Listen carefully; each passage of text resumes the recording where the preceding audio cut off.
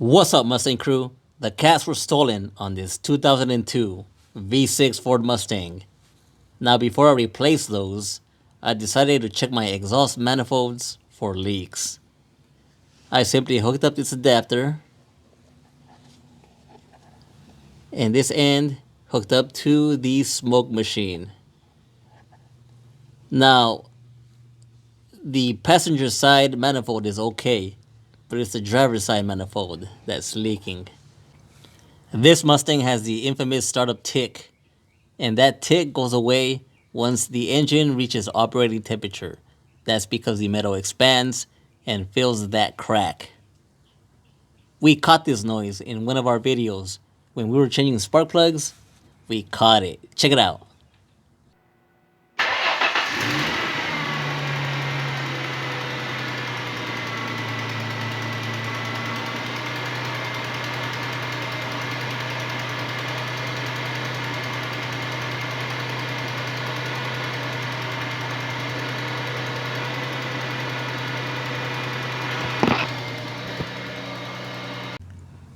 Replacing the exhaust manifold on the driver's side is pretty straightforward. You gotta disconnect your cats on the driver's side and on the passenger side. Drop them if you still have them.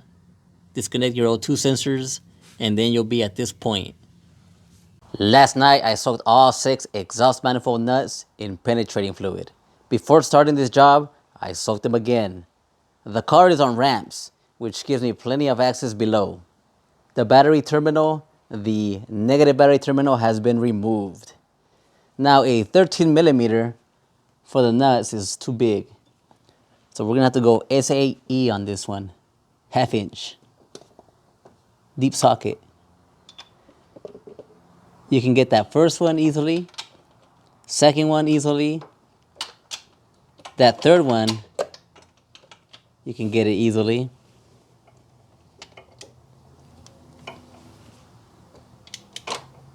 It turns, and that fourth one, you can get it this way as well.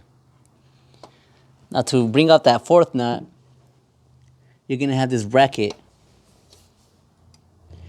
Take this nut out with a 10 millimeter, and then use the bracket as leverage and pull up, and that should loosen up your oil dipstick, and then just move it to the side. You don't have to take it out, and then you can get at that nut. At this point, we have 2 nuts left, this one and this one. Remove your spark plug wire, and you will need a specific set of extensions. Run down to your local Harbor Freight and pick up this set. It brings a 1 3/4 and a 2.5 inch extension. Put them together along with your deep socket, and you will bypass the lower steering leakage.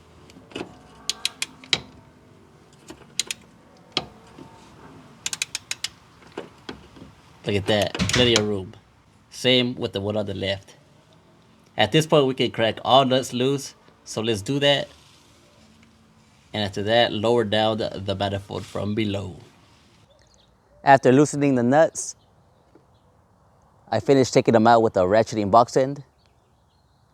It's a lot of turns, so be patient. So here's our old exhaust manifold. I couldn't really find the leak. And the gasket is in good condition.